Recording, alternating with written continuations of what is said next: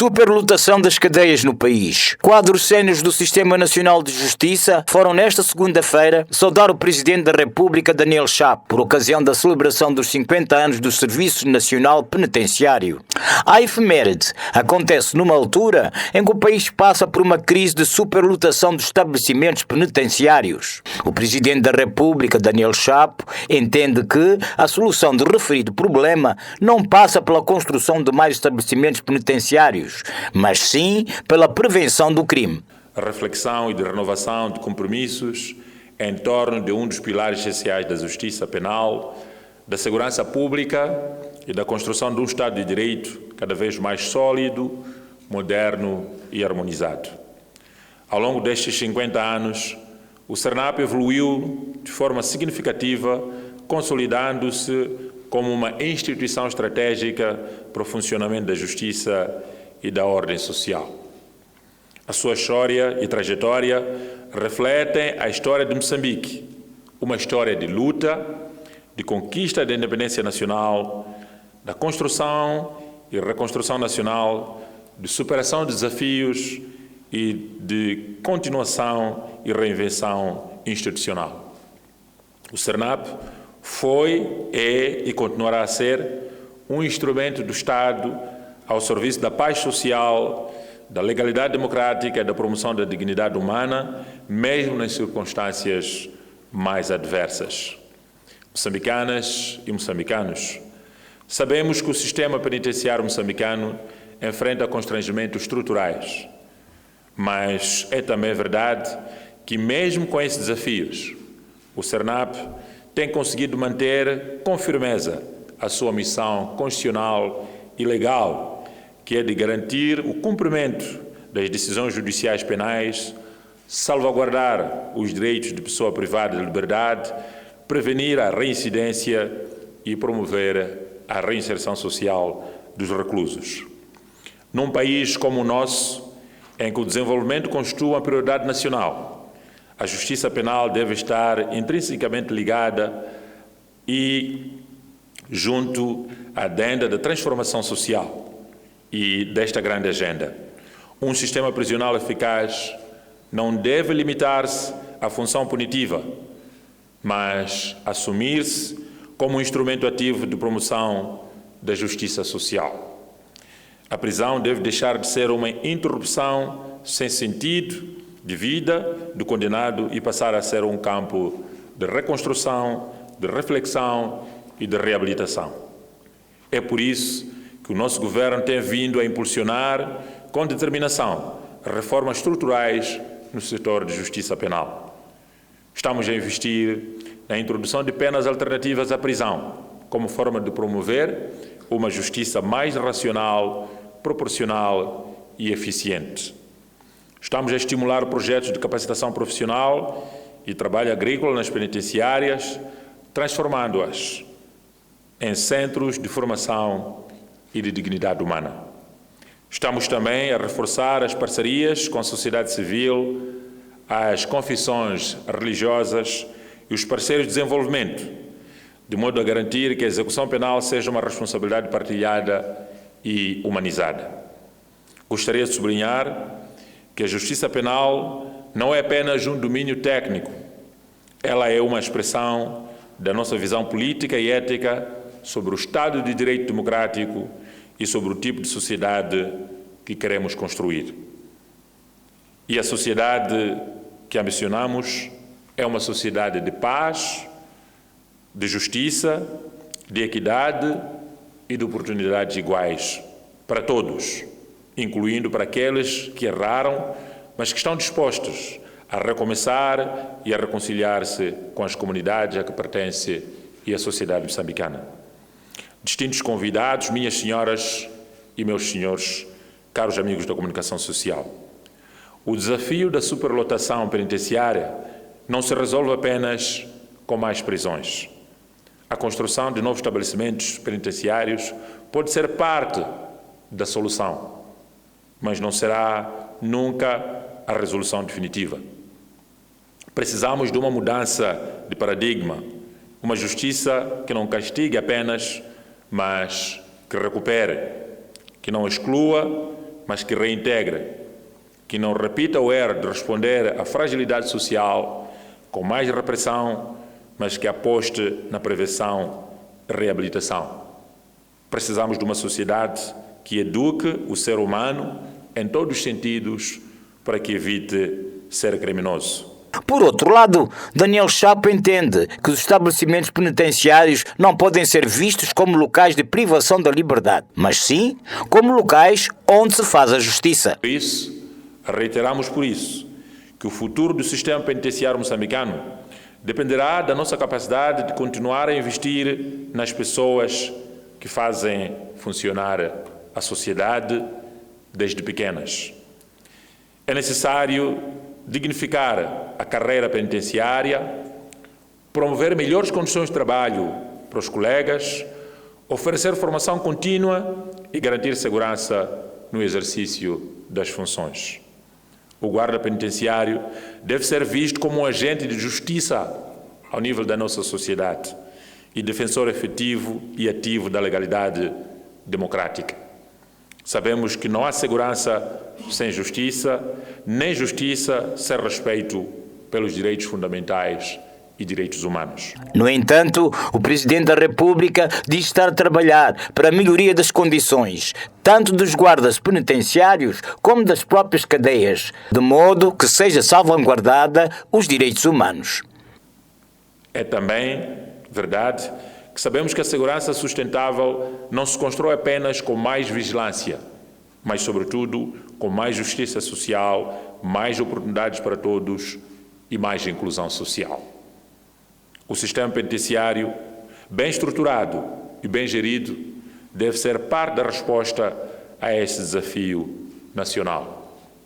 Senhor Ministro da Justiça, Assuntos Constitucionais e Religiosos, Senhor Diretor-Geral do CERNAP, queremos, neste espírito de celebração e compromisso, reafirmar o empenho do Executivo em continuar a valorizar o setor da justiça penal como uma componente essencial do nosso projeto nacional de desenvolvimento. A delegação dos funcionários do Sistema Nacional de Justiça, que foi recebida pelo Presidente da República, foi liderada pelo Ministro da Justiça, Assuntos Constitucionais e Religiosos, Mateus Sais. Jovens de diferentes estratos sociais beneficiaram-se no último sábado de uma capacitação em matéria de empreendedorismo na área de negócios, promovido por uma organização não governamental denominada Goldmind. Com a capacitação, de acordo com Nelson Mondlane, um dos membros da organização, os beneficiários passam a ter habilidades de empreender em tempos de crise e sem o financiamento formal. Sempre no início do ano temos projetos, cada um jovem faz seus projetos, planos, mas vimos que enfrenta esses desafios para a conclusão dos seus planos e projetos. Daí que nós organizamos esse tipo de eventos para reunir palestrantes, mentores, capacitados para treinar esses jovens e lhes direcionar para que possam ter sucesso nos seus empreendimentos e nos seus negócios. Por isso, Manuel da Costa, um dos palestrantes do evento, sublinhou que, com a capacitação, os beneficiários saem encorajados com a informação de que o mais importante do empreendedorismo em tempo de crise não é o acesso ao financiamento bancário, mas sim o desenho de estratégia. Vou dar aqui alguns exemplos. Temos o Fundo de Desenvolvimento Local, que será lançado brevemente. Temos o Fundo de Apoio à Iniciativas Juvenis, que também é do governo. Mas também temos fundos de empresas privadas. A Mosal lançou há pouco tempo o fundo Nhalucuvo, se não estou em erro, que serve para apoiar iniciativas juvenis. Temos também o fundo Ngelela, também que será lançado brevemente. Então, não usem a falta de financiamento como um obstáculo. Procurem maneiras de angariar financiamento. Falem com os vossos familiares, falem com os vossos amigos, façam uma angariação de fundos. Se vocês realmente estão dedicados à ideia, então a falta de financiamento não deve ser um problema, mas sim um obstáculo a ser superado. Para além de iniciar negócios sem acesso ao financiamento formal, os jovens foram dotados de habilidades para gerirem os seus projetos de forma sustentável, como explica Remígio Zungwene, também palestrante no evento. É que a fé, na verdade, é aquilo que nos move, é acreditar aquilo que ainda não aconteceu, que na verdade poderá acontecer. Então nós queremos mostrar que através da fé nós podemos chegar aonde nós queremos. Através da fé, nós podemos usar o empreendedorismo como um meio para poder desenvolver o país e desenvolver a si próprio. E, na verdade, nós queremos fazer uma junção entre a fé e a estratégia, porque a estratégia é o caminho que toda a gente deve, ou que é o caminho que o empreendedor deve traçar para poder alcançar aquilo que é o seu objetivo. Então, a fé vai ajudar a ele a poder acreditar que é possível seguir aquele caminho e alcançar o objetivo. Para além de Maputo, a iniciativa será estendida para outros pontos do país, como forma de alcançar mais jovens. Repudiar pronta e veementemente todos os discursos de ódio e intolerância que o Presidente da República tem vindo a proferir em suas viagens de trabalho, por pôr em causa o Estado de Direito Democrático, a reconciliação nacional, a estabilidade econômica e promover a arrogância como método de governação. Foi em conferência de imprensa que o Partido Renamo, na sua sede em Maputo, criticou os pronunciamentos recentes do Presidente da República e comandante-em-chefe das Forças Armadas da Defesa de Moçambique, Daniel Chapo, sobre a necessidade de uma reflexão, a implementação e pertinência do Acordo Geral de Paz, assinado em Roma em 1992, entre o então Presidente da República, Joaquim Chissano, e o líder da Renamo, Afonso Dhlakama. A Frelimo e o seu Presidente estão sistematicamente a violar o referido acordo, reitera Marciano Macome, porta-voz da Perdiz. O Acordo Geral de Paz prometia o cessar-fogo permanente, integração justa dos ex-combatentes, eleições livres, justas e transparentes. Repito, eleições livres, justas e transparentes. Liberdades políticas e sem perseguição. Mas o que se viu nas décadas seguintes foram reencenações discretas de guerra através da institucionalização da exclusão, da violência política seletiva e fraudes eleitorais sistemáticas e sucessivas apadrinhadas pelo partido da cor de sangue que o Presidente representa. Daí que convido, primeiro, o Presidente a fazer uma autoavaliação dentro do seu partido, o seu papel na história sobre o Acordo Geral. Segundo Macome, os incumprimentos do acordo fragilizaram o processo de desmobilização, desmilitarização e reinserção social dos ex-guerrilheiros da Renamo. Milhares de combatentes foram excluídos e deixados à sua própria sorte em um plano real de desinteresse na sua reinserção, enquanto o governo promovia uma narrativa de desmobilização concluída, o que não se efetivou. O processo de DDR, desarmamento, desmobilização e reintegração, foi adiado por anos e fragilizado por falta de vontade política, até ser parcialmente relançado em 2019, quase 30 anos após o acordo inicial. A Renamo apela à paz e discursos reconciliatórios em nome da estabilidade política e social no país. Deputados de 5 países da África Austral com forte potencial no setor de petróleo e gás, nomeadamente Moçambique, Angola, África do Sul, República Democrática do Congo e Namíbia, representantes dos governos, organizações da sociedade civil e parceiros internacionais, encontram-se reunidos em Maputo desde esta terça-feira numa conferência regional interparlamentar sobre mudanças climáticas e transição energética. A conferência acontece numa altura em que a maior parte dos países de todo o mundo defende a necessidade do uso de energias renováveis como forma de travar a aceleração das mudanças climáticas.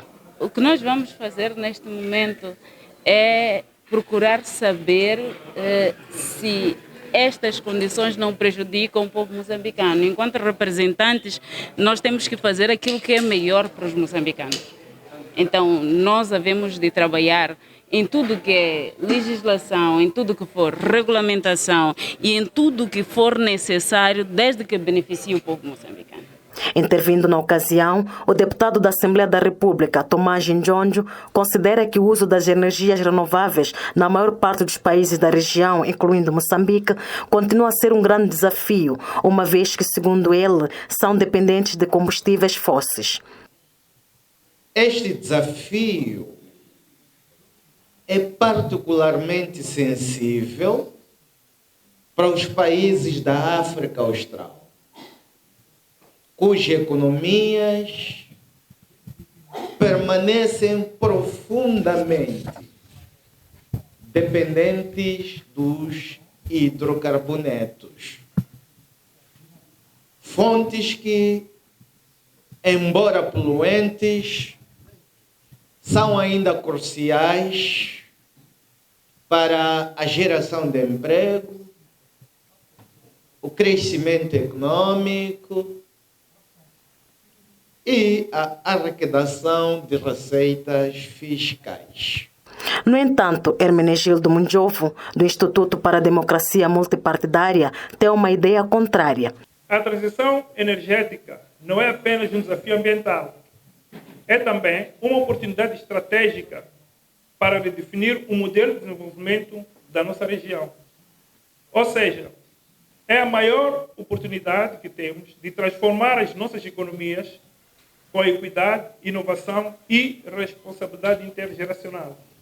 Investir em energias renováveis, como solar, hídrica, eólica e a biomassa, pode permitir ampliar o acesso à energia, especialmente nas zonas rurais, criar empregos verdes, com prioridade para grupos vulneráveis como mulheres e jovens,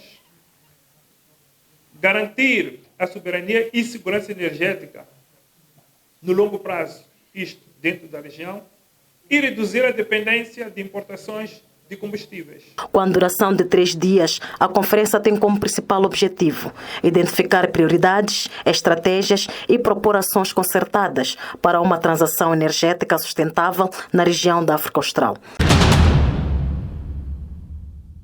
O ministro da Saúde concedeu nesta terça-feira uma conferência de imprensa para atualizar os dados sobre o surto do Mpox no país. Na ocasião, o diretor nacional de Saúde Pública, Quinhas Fernandes, disse que até o momento o país já registrou um total de 17 casos positivos desta doença, considerada contagiosa. Apenas de reiterar que dos 17 pacientes confirmados, todos eles atualmente evoluem de forma satisfatória e pensamos que nos próximos dias, uma vez que eles cumpram os 21 dias de isolamento, portanto, eles gradualmente começarão a ser dados alta do isolamento.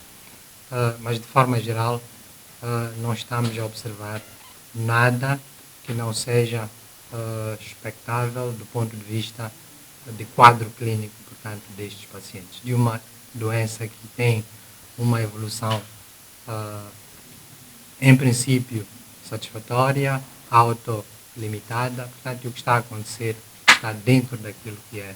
Todos os 17 casos, de acordo com Quinhas Fernandes, foram registrados na província do Niassa e propagam-se por via de contacto com pessoas contaminadas.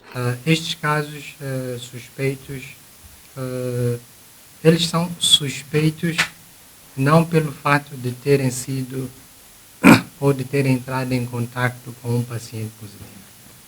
Eles são casos que são suspeitos pelas manifestações clínicas que eles apresentam. Portanto, deixa-me dar um exemplo.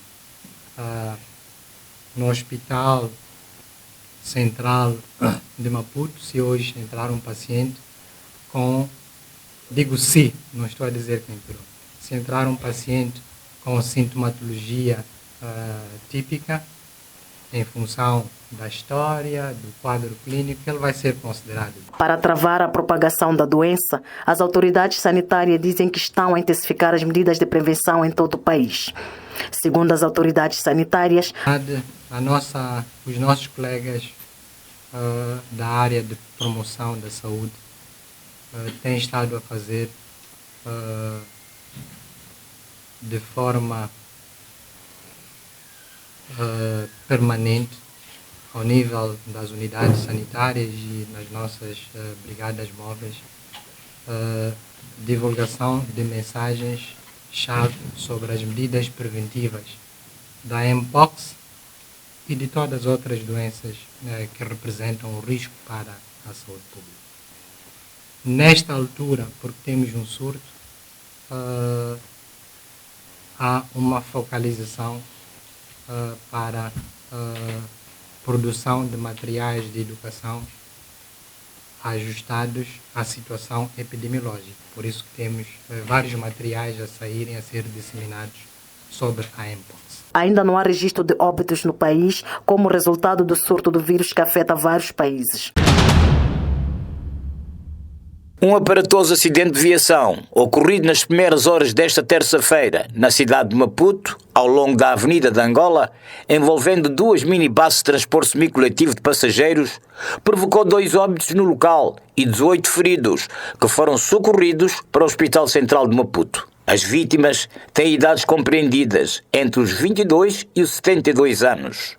De acordo com o diretor das urgências de adultos, Dino Lopes, a maioria teve fraturas de membros inferiores, tendo um sido amputado a perna direita, dada a gravidade. Total 18 feridos, 8 mulheres, o restante homens. Os críticos são os 2 que me referi, uma amputação traumática da perna direita, está no bloco operatório, chegou em estado de choque, perdeu muito sangue, mas teve pronto socorro, conseguimos dar sangue e subir para o bloco operatório. O outro, este que teve hemorragia abdominal, hemoperitoneu, também está no bloco operatório. Os restantes tiveram lesões leves a moderadas, principalmente fraturas dos membros.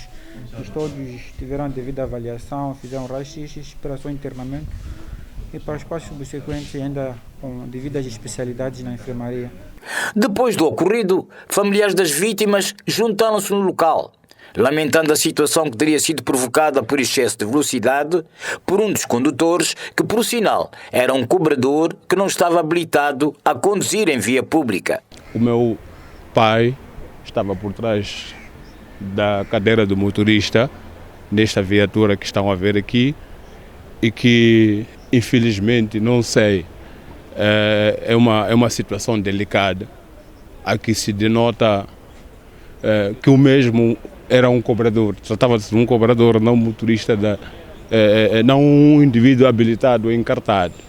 Agora, pedimos encarecidamente ao nosso chefe, ao nosso presidente do Conselho Municipal, e que esta mensagem espero que chegue, e que chegue mesmo, que haja muita fiscalização, uma fiscalização muito apertada, muito árdua.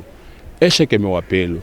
Ela é minha tia, ela saía pela manhã e ia trabalhar, deparou-se com esse acidente todo, ela estava dentro do carro. Infelizmente ela teve sorte ainda de ligar para nós nos dizer que sofreu um acidente. Eu digo graças a Deus que teve esse tempo. E agora estamos aqui à espera do resultado, até agora não fomos dado a resposta correta se ela está bem ou não. Só pedimos a Deus que tudo dê certo. Ainda nas primeiras horas, o edil da capital do país, Razak Manique, dirigiu-se ao Hospital Central de Maputo para confortar os doentes e manifestar a sua solidariedade. Em primeiro lugar, queremos nos solidarizar com estas famílias todas que aqui se encontram, particularmente com aqueles que perderam os seus entes queridos neste trágico acidente que aconteceu na nossa cidade nas primeiras horas. Foi uma situação muito triste, não é? E não podíamos contar que pudéssemos ter um acidente tão grave no centro da cidade. Lançamos um vigoroso apelo igualmente aos proprietários destas viaturas para que respeitem a vida das pessoas, para que respeitem a vida humana. E isso só poderá ser feito quando tivermos a ousadia de parar por alguns minutos, sempre, todos os dias, e explicar aos nossos trabalhadores, que são motoristas, de como é que se devem dirigir na via pública. respeitando as pessoas. Este acidente de viação acontece dias depois de uma greve promovida por transportadores, queixando-se da alegada má atuação dos agentes da polícia na fiscalização dos transportes semi-coletivos de passageiros. O Presidente da República recebeu nesta terça-feira em audiência a Conferência Episcopal de Moçambique, representada pelo Arcebispo de Maputo, Dom João Carlos Nunes. É o primeiro encontro desde que Daniel Chapo assumiu a presidência da República de Moçambique, numa eleição que causou grandes contestações pós-eleitoral. Durante o encontro foram abordados temas de interesse comum, como a reconciliação nacional, a paz, o desenvolvimento inclusivo e o fortalecimento da juventude moçambicana. Viemos em nome da conferência para saudar o mais alto dignatário da nação, Sua Excelência o Senhor Presidente, pois desde que tomou posse nunca tivemos esta oportunidade e hoje então viemos saudar. E tivemos a graça também de partilhar um pouco a situação do país no geral, as questões ligadas à paz, à reconciliação, à cura de muitas feridas que precisamos de nos dar as mãos, caminhar juntos para que efetivamente a paz, a reconciliação seja superada. Também falamos um pouco da questão do desenvolvimento, que seja um desenvolvimento sustentável, mas também que abranja a todas as pessoas, não seja exclusivista, quer dizer que tenha uns fora. A receptividade da mensagem foi positiva, reitera Dom João Carlos Nunes. De facto, ficou muito contente e comprometido também, comprometeu-se em, de facto, a ajudar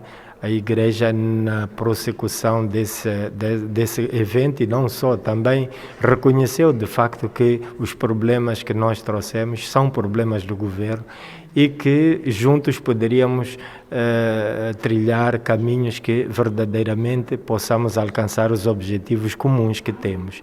Vimos que afinal temos objetivos comuns. A Conferência Episcopal de Moçambique anunciou a realização em dezembro próximo à terceira Jornada Nacional da Juventude. O presidente do município da Beira, Albano Caris, procedeu à entrega de um cheque de 10 milhões de meticais a jovens e mulheres da Beira, com o objetivo de promover o autoemprego e empregar outros jovens. Queremos aqueles beirenses que nos acostumaram, beirenses sérios, beirenses convictos, beirenses que sabem o que querem. Vamos ver esta beirense aqui, ela vai vos visitar a qualquer momento. Ela vai representar a nós para poder passar em cada um de vocês, visitar, ver a coisa como vai, se possível aconselhar alguma coisa para que o nosso negócio esteja no ponto.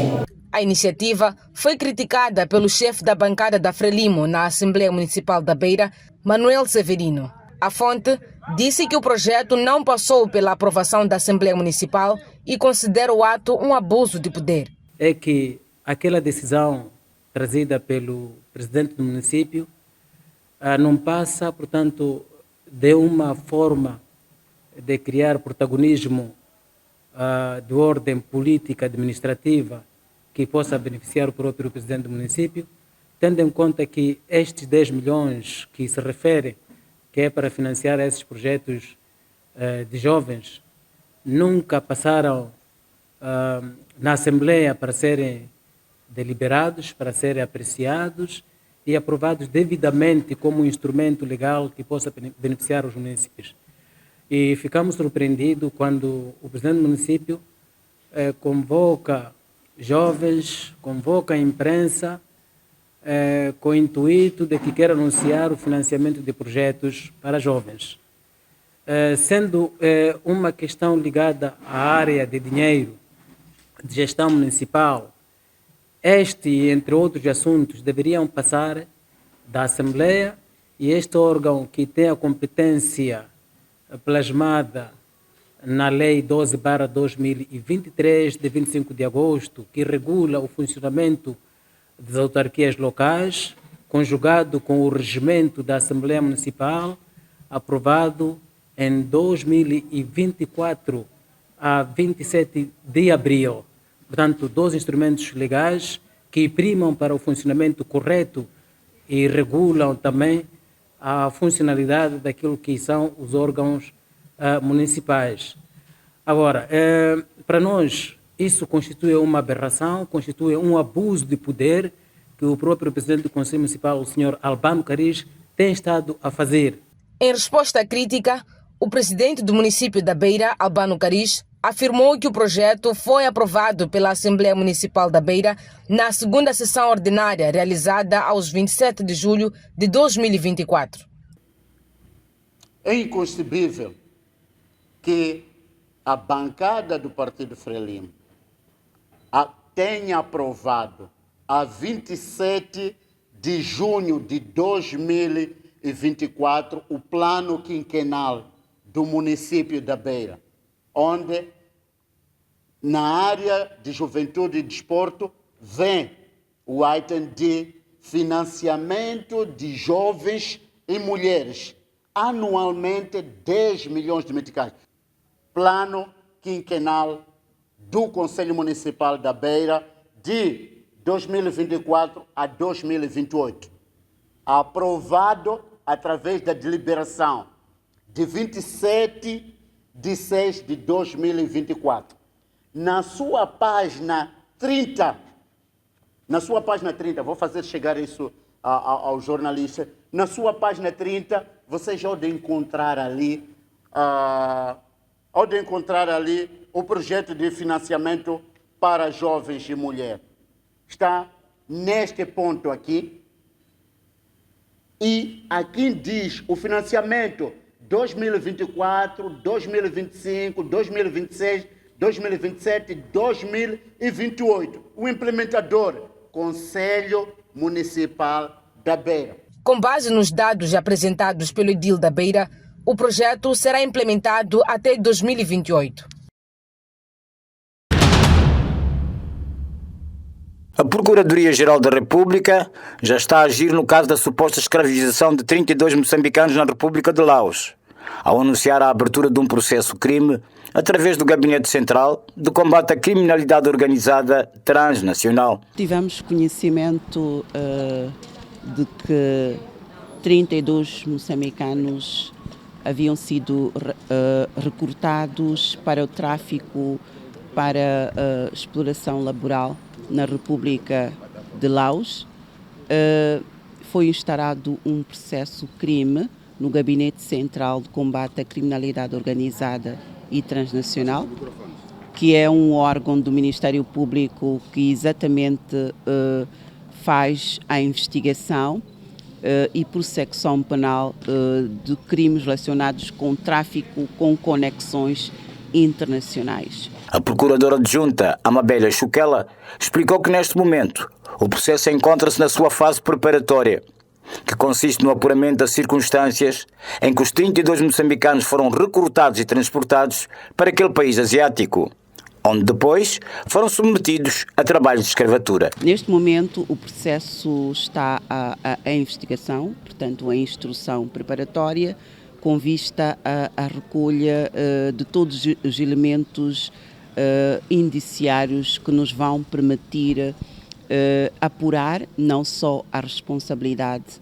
dos infratores, mas também o esclarecimento de toda a verdade que conduziu, portanto, o recrutamento, o transporte e o acolhimento e até, portanto, a exploração, até a fase de exploração destes moçambicanos que estão ainda na República de Laos. A Procuradoria-Geral da República diz não ter dúvidas que há moçambicanos envolvidos neste caso, razão pela qual está em curso o processo de identificação dos supostos traficantes. Estamos a investigar todas as pistas possíveis, porque temos conhecimento de que houve também envolvimento de cidadãos moçambicanos que, suponhamos, se encontram algures no nosso país, e tudo está sendo feito exatamente para conseguirmos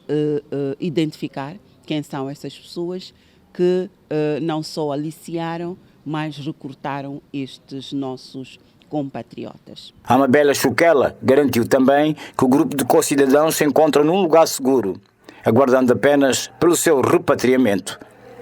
Este é um caso que foi denunciado há cerca de 2 meses, mas aparentemente a PGR só decidiu agir por causa das constantes e persistentes abordagens por parte dos órgãos de comunicação social. Há cerca de 2 meses que os grandes centros urbanos registram a escassez do carvão vegetal, que acabou resultando na subida em flash dos preços deste combustível lenhoso. Nesta quarta-feira, o governo, através do secretário do Estado do Ministério da Agricultura, Ambiente e Pesca, Carlos Jeck, veio ao público reconhecer que o problema ficou a dever-se na demora das autoridades deste setor na atribuição das licenças aos operadores. Nós reconhecemos que houve um atraso no início do licenciamento. As licenças deviam ter começado em abril, mas nós, devido ao novo regulamento e da reunião que nós tivemos em Nhambane com os operadores todos da exploração florestal e lenhosa, nós chegamos a alguns acordos com eles, mas esse assunto já está resolvido. Recordar que para o início da atividade era necessário passar pelo Conselho de Ministros. Então houve um atraso naquele momento para a emissão do decreto, mas após a aprovação do decreto as coisas começaram a se normalizar. No entanto, Carlos Jeck garante que o problema está ultrapassado, uma vez que o governo já começou a atribuir licenças para o efeito. É por isso que não se podia começar a atividade sem ter as licenças, mas essa atividade já está resolvida e esperamos que dentro de alguns dias essa situação possa ser minimizada. O grande problema é que normalmente aqui em Moçambique, quando os preços aumentam, depois as pessoas, quando começa a aparecer o produto, não baixam os preços. Mas isso já não é culpa do Ministério, mas é uma questão entre os próprios vendedores. Quanto aos preços, a fonte diz que é uma situação que não é controlada pelo governo, pelo que não pode garantir se vão ou não baixar. O Ministério não assume nada dos preços, porque o Ministério não negocia os preços. Nós emitimos as licenças apenas. E eu posso dizer que as atividades estão a decorrer no seu curso normal neste momento. Estas declarações foram feitas à margem da 6ª Conferência do Maneio Comunitário dos Recursos Naturais, que tinha como objetivo traçar estratégias visando a melhoria na gestão dos recursos florestais como forma de travar o impacto das mudanças climáticas em Moçambique. A província nortenha de Cabo Delgado vive uma fase turbulenta nos dias que correm, com o recrudescimento de ataques terroristas. Os últimos ataques terroristas nos distritos de Ancoabe e Chiure Velho, na província de Cabo Delgado, colocaram as forças de defesa e segurança em alerta máximo, segundo sublinhou nesta quinta-feira o Ministro da Defesa Nacional, Cristóvão Tchume. Tendo em conta que os terroristas nos últimos dias tiveram acessos às zonas mais distantes do centro de gravidade que nós assinalamos, que é o Macomia. Como puderam aperceber-se, acederam a Ancoabe, a Chiure e destruíram habitações, bens da população, incluindo também mortes. E esta situação não pode deixar as forças de defesa e segurança satisfeitas com esta situação, tendo em conta a nossa nobre responsabilidade de proteger as populações e negar qualquer ação dos terroristas. O Ministro da Defesa sublinhou ainda que as forças de defesa e segurança estão neste momento no terreno a perseguirem os terroristas. Nós estamos no terreno todos os dias.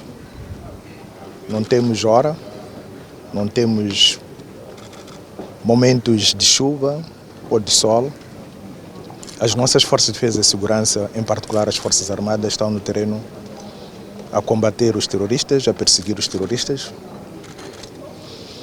reconhecendo que nem sempre vai ser possível evitarmos que situações como estas que ocorreram em Chur possam acontecer.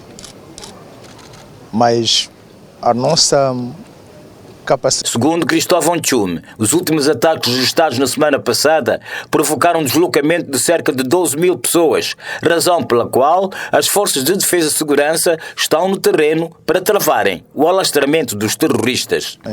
Em termos de forças de defesa e segurança, é de evitar que o terrorismo volte a recrudescer na província de Cabo Delgado. Isso vamos negar, vamos continuar a negar e tentar no máximo minimizar a ação e o avanço do terrorismo no nosso país e em particular em Cabo Delgado. Não posso afirmar, não tenho números exatos relacionados com pessoas que se deslocaram por causa da ação do terrorismo. Mas nos últimos dias, na ação que resultou no ataque dos terroristas em Anquabe e em particular em Chur Velho, resultou mais ou menos um deslocamento de cerca de 11 mil a 12 mil pessoas. Mas não são números que eu possa afirmar com categoria, que possam ser certos. As autoridades locais estão a trabalhar no apoio às populações que se deslocaram. As organizações da sociedade civil também estão lá, as organizações internacionais que trabalham conosco também estão no terreno para minimizar o sofrimento da população. Os pronunciamentos foram feitos nesta quinta-feira, à margem da 6ª sessão da Comissão Conjunta Permanente de Defesa e Segurança, Moçambique-Tanzânia, que teve lugar nesta quinta-feira na cidade de Maputo. Organizações da sociedade civil, partidos e os seus respectivos braços juvenis juntaram-se nesta quinta-feira para discutir o papel da juventude no compromisso político para um diálogo nacional inclusivo, numa iniciativa do Instituto para a Democracia Multipartidária. Ela é pertinente pela complexidade e pela diversidade de aspirações e expectativas que os jovens têm em relação a este diálogo nacional inclusivo. E vocês devem imaginar o quão nós os jovens, estamos muito ávidos em construir este país, em poder participar deste diálogo. E ocorreu-me que, quando falamos de diversidade, não estamos a falar do jovem de Cabo Delgado, não estamos a falar do jovem de Grande Maputo, estamos a falar do jovem vendedor informal, estamos a falar do jovem engenheiro, do jovem onguista, do jovem agricultor ou camponês, ou podemos também falar dos jovens ativistas, também estamos a falar das jovens mulheres que trabalham no mercado informal, que trabalham... Falando em representação da Comissão Técnica para o Diálogo Nacional Inclusivo, Albino Manguén alertou que, mais do que procurar caminhos para o diálogo, é preciso corrigir os erros cometidos num passado recente. De sentar, refletir, refundar ou reformar o Estado moçambicano, como forma de corrigir os erros que aconteceram, evitar com que esses erros voltem a acontecer e criar condições com que o país desenvolva. Então, esta é a razão do diálogo nacional inclusivo. E também é muito importante não ignorar que o diálogo nacional inclusivo representa um marco histórico. Presente na mesa redonda, o ministro da Juventude e Desportos, Caifadine Manasse, desafiou os jovens a fazerem parte das soluções dos vários problemas que o país enfrenta, sobretudo a paz. Permitam-me que igualmente reconhecer e saudar esta plataforma como uma expressão concreta de maturidade democrática que nosso país, democrática do nosso país, que entende que os grandes desafios nacionais devem ser enfrentados com pluralismo, escuta ativa e inclusão efetiva, sobretudo da juventude. Este ato por si só é motivo de esperança.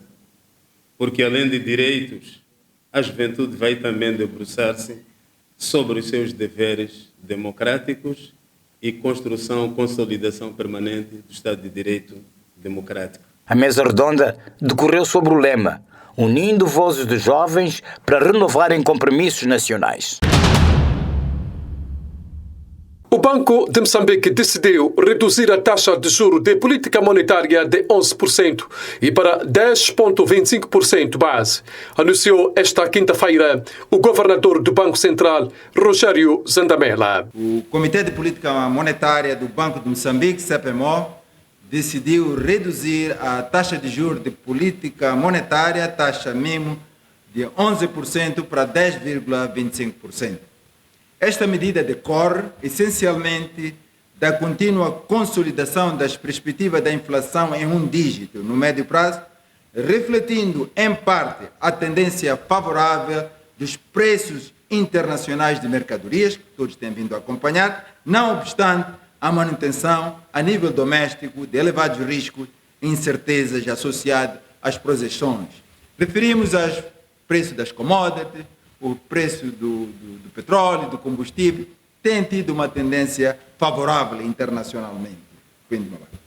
As perspectivas da inflação mantêm-se em um dígito no médio prazo. E para médio prazo, excluindo a produção do gás natural liquefeito, o Banco Central perspectiva um crescimento econômico moderado, não obstante o agravamento da dívida pública, que se situa em 38,7 mil milhões em relação a dezembro de 2024. No médio prazo, antevê-se uma recuperação gradual da atividade econômica, excluindo a produção do gás natural liquefeito, favorecida em parte pela redução das taxas de juros e pelas perspectivas de implementação de projetos de gás e outros projetos em áreas estratégicas. A pressão sobre o endividamento público interno continua a agravar-se. A dívida interna, excluindo os contratos de mútuo e de locação e as responsabilidades em mora, situa-se em 454,3 mil milhões de meticais, o que representa um aumento de 38,7 mil milhões em relação a dezembro de 2024. E com vista a impulsionar a atividade comercial, o Banco de Moçambique decidiu retirar os limites diários de divisas adquiridas pelos bancos comerciais. E com esta medida, espera-se um aumento de fluidez no mercado cambial. Perspectiva-se um aumento da fluidez no mercado cambial. Com vista a impulsionar as vendas ao público, o Banco de Moçambique reduziu recentemente os limites de retenção diária de divisas adquiridas pelos bancos. Esta medida complementa a decisão do aumento da taxa mínima de conversão de receitas de exportação de 30% para 50%, o que implica maior disponibilidade e também maior acesso às divisas. A próxima reunião ordinária do Comitê de Política Monetária do Banco Central está prevista para 29 de setembro próximo. Cerca de 50 famílias em Sofala continuam a enfrentar fome, necessitando de assistência alimentar urgente. A fraca colheita na primeira época agrícola da presente safra, motivada pela escassez da chuva e devastação de machambas por animais bravios, está na origem da situação. O delegado provincial do Instituto Nacional de Gestão e Redução de Riscos de Desastres, Aristides Armando, aponta os distritos de Maringue, Xemba, Moanza e Machanga como sendo os que estão em situação crítica. Após a época chuvosa, depois do seu balanço, ainda existem famílias que estão numa situação ainda muito delicada, que precisam de continuidade de assistência. Obviamente vamos dar alguma capacidade alimentar, mas também vamos reforçar com alguns insumos para a pouca umidade que estamos a registrar, eles possam produzir. Em termos daquilo que seria a família, estamos a falar no universo de um total de 50 mil famílias que poderão ter esta este processo de assistência contínua do programa. Obviamente, não é a total de 50 mil famílias que vão receber em simultâneo todos os itens, mas é o nosso universo de resposta que vamos continuar ainda a trabalhar com elas. Nós estamos a precisar a um universo de 200 toneladas de produtos alimentares para responder às necessidades primárias. Começamos a receber algum produto, mas neste momento continuam produtos no processo de mobilização. Nos próximos dias, cerca de 8 mil famílias poderão igualmente beneficiar-se de assistência alimentar, como também financeira, para minimizarem os efeitos da seca. Os valores variam de 2.500 a 3.200 meticais por família. No âmbito do programa PASD do INAS, vamos poder assistir a um total de 7 mil famílias. Isso significa que as famílias já estão a receber telemóveis, que vão poder depois receber valores por parte do M-Pesa, em que esses valores vão poder culminar a compra de produtos alimentares num período de 3 meses. Dentro deste programa, também de resposta ao impacto ao El Niño, o distrito de Maringue, onde o INGD e o Acnur também vai avançar num apoio também de valores para distribuir às famílias, que nós chamamos EVOCHA, que vai apoiar a um total de 1.000 famílias. Tudo indica que começam a receber ao longo da próxima semana, porque há um série de trabalho de identificação dos beneficiários, de capacitação, de entrega e depois também para poder monitorar como é que depois serão feitas aquilo que seria a utilidade daquilo que seriam os valores a serem enviados por parte da operadora de serviço. O valor variam de 2.500 para o caso do programa PASD, variam até 3.000, 3.200 para o programa do Acnur. O fenômeno El Niño tem provocado períodos de seca prolongada em várias regiões de Moçambique, incluindo Sofala. Esta seca tem tido um impacto devastador na agricultura, levando a perdas de colheitas e, consequentemente, a uma crise alimentar.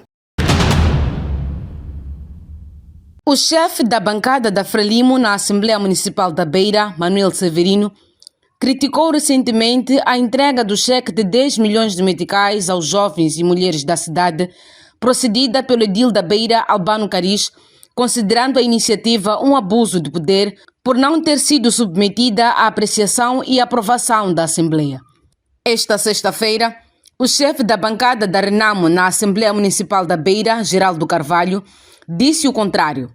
A fonte confirmou à imprensa que o projeto passou pela apreciação e aprovação da Assembleia Municipal e considera a atitude da Frelimo um equívoco. Foi aprovado em sede de sessão plenária da Assembleia Municipal, quando do pedido do Executivo para debruçarmos sobre a primeira revisão orçamental. E esta revisão orçamental foi aprovada com o voto das 3 bancadas. Refiro-me, bancada da Renamo, bancada do MDM e bancada da Frelimo. Ele está equivocado, está aqui, foi aprovado e com o voto da bancada da Frelimo. Severino, no seu posicionamento, referiu que a iniciativa do presidente do município da Beira é fruto de branqueamento de capitais. Nós podemos pensar de que este dinheiro é para beneficiar estes tais jovens, mas pelo contrário, é uma lavagem de dinheiro para apoiar iniciativas obscuras no seio do nosso município e não só, no seio do país em geral. Nós sabemos de que existem problemas ligados ao terrorismo, ligados ao branqueamento de capitais. E se calhar este tipo de iniciativa pode passar por este tipo de visão, que é para fazer-se passar como se estivesse a financiar atos sociais para a juventude, por quanto é uma forma de dilapidar esse dinheiro para financiar atos obscuros que põem em causa a integridade do nosso país. A Renamo disse ser necessário que a Frelimo traga provas que comprovem as palavras proferidas por Manuel Severino. Agora, se tem qualquer coisa relacionada com branqueamento de capital ou terrorismo, ele que apresenta argumentos que não se confundam com o que ele está a apresentar como argumento. Eu não estou a entender aqui até que ponto um instrumento que está aprovado no plano econômico, no plano quinquenal, um instrumento que prevê de uma revisão que também foi aprovada pela sua bancada, se transforma em algo que se confunde com branqueamento de capital ou terrorismo. Porque ultimamente também no país parece que facilmente as pessoas chamam os outros terroristas. e deixam os verdadeiros terroristas e atribuem aos que não são terroristas esse nome. Portanto, o senhor chefe da bancada da Frelimo deve apresentar outro tipo de argumento. Esse argumento não se confunde com nenhum terrorismo, nem branqueamento de capital. Geraldo Carvalho acrescenta ainda que a Frelimo deve se redimir e pedir desculpas aos jovens e mulheres da cidade da Beira pelo ato.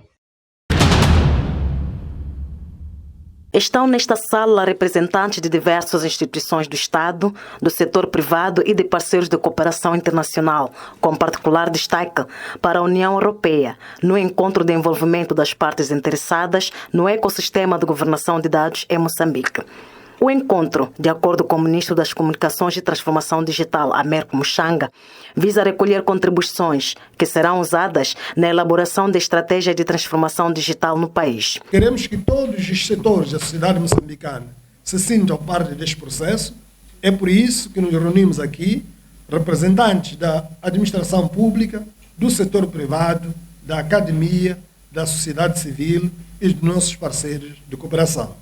Por isso, a participação ativa, as ideias e as experiências de cada participante neste workshop são fundamentais para que possamos, dentre outros, definir prioridades claras e metas realistas, estabelecer mecanismos eficazes de interoperabilidade e partilha responsável de dados, identificar as capacidades institucionais e técnicas necessárias e, finalmente, criar um ecossistema que garanta a segurança digital e a proteção dos direitos dos cidadãos. A implementação desta iniciativa, de acordo com o Ministro das Comunicações e Transformação Digital, irá permitir ao governo melhorar as transações bancárias, acelerar a tramitação de processos na função pública, o que vai contribuir no combate à corrupção e à burocracia em quase todos os setores de atividades. É nosso entender que a boa governação de dados permitirá a Moçambique, dentre outros, que melhore a eficiência e a transparência da administração pública, evitando a duplicação de esforço e desperdício de recursos. 2. Que apoie a tomada de decisões estratégicas com base em informação credível e atualizada, que fomente a inovação no setor privado, criando novas oportunidades de negócio e de emprego, que garanta a proteção de dados pessoais, respeitando a privacidade e os direitos fundamentais dos cidadãos, e, finalmente, estabelecer bases sólidas para o desenvolvimento da inteligência artificial e de tecnologias emergentes. Foi neste contexto que, por reconhecer a importância da governação de dados, o Governo designou um ponto focal para integrar o Comitê de Governação de Dados estabelecido pela Comissão da União Europeia no âmbito da implementação do quadro de políticas de dados da União Africana, AU-DPF.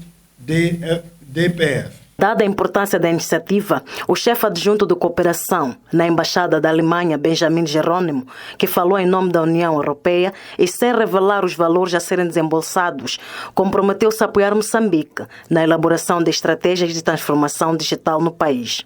A Alemanha, temos o orgulho em apoiar Moçambique neste processo de governação de dados lado a lado com a União Europeia e outros Estados-membros, nomeadamente a Finlândia, a Bélgica, a França, a Estônia, e juntos incentivamos especialmente o desenvolvimento de políticas de dados por meio de uma abordagem participativa e inclusiva.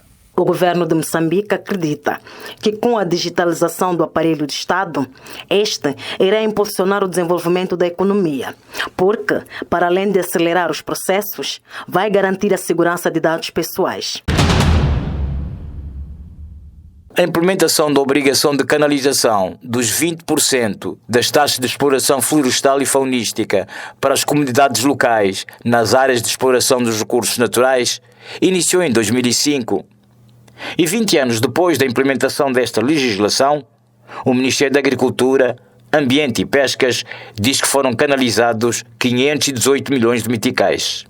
O valor, de acordo com o secretário de Estado do Ministério da Agricultura, Ambiente e Pescas, Gustavo Djedje, foi aplicado no financiamento de iniciativas de geração de renda das comunidades, onde há exploração industrial dos recursos florestais e faunísticos. E nesse período de 2005 a 2024 foram canalizados cerca de 518 milhões de meticais para 1.580 comitês de gestão de recursos naturais permitindo financiar múltiplas iniciativas comunitárias que contribuem para a geração de renda e para o financiamento das atividades em benefício das comunidades locais, tais como apoio ao comércio local, abertura de furos de água, construção de salas de aulas e casas mãe de espera. Falando durante a 6ª edição da Conferência Nacional sobre o Maneio Comunitário dos Recursos Naturais em Maputo, o secretário de Estado da Terra e Ambiente apontou alguns desafios que ainda prevalecem no setor. Importa referir que, neste momento, reconhecemos que ainda enfrentamos desafios significativos no que diz respeito à consolidação da institucionalização das organizações comunitárias de base, com material de capacitação harmonizado, definição e aprovação de uma estratégia de manejo comunitário de recursos naturais, assegurando a sua integração nos instrumentos nacionais de desenvolvimento rural, a sustentabilidade dos projetos e iniciativas comunitárias, proporcionando às comunidades locais a possibilidade de identificar e de se apropriarem das iniciativas de geração de renda de alto valor econômico desenvolvidas no seio dessas mesmas comunidades. A 6ª edição da Conferência Nacional sobre o Maneio Comunitário dos Recursos Naturais, que tem o seu fim nesta sexta-feira, visava refletir sobre os impactos das mudanças climáticas e definir ações concretas para adaptar as comunidades a estes fenómenos naturais. Criado com o objetivo de incentivar a produção literária e descobrir novas vozes nos jovens moçambicanos, o prémio tem vindo a consolidar-se como uma plataforma consistente de visibilidade para jovens escritores. A edição de 2025 registrou 203 candidaturas, número recorde, desde a criação do prémio, com textos oriundos de todas as províncias do país.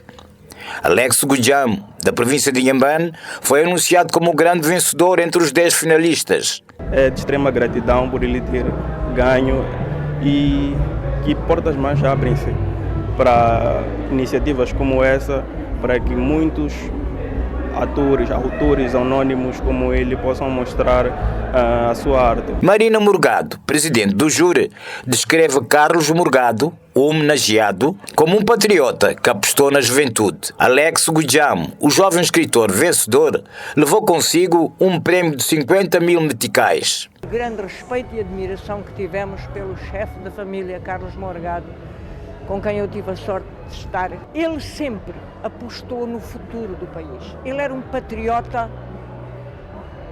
até à medula óssea. Ele apostou nas bolsas de estudo, ele apostou nos estudos, ele apostou nos jovens. Como parte da premiação, os 10 melhores contos dos 10 finalistas serão publicados na antologia Novas Vozes. Novas Histórias 2025, que serão apresentadas no próximo ano, com o intuito de promover novos talentos e dar visibilidade às diversas narrativas do país.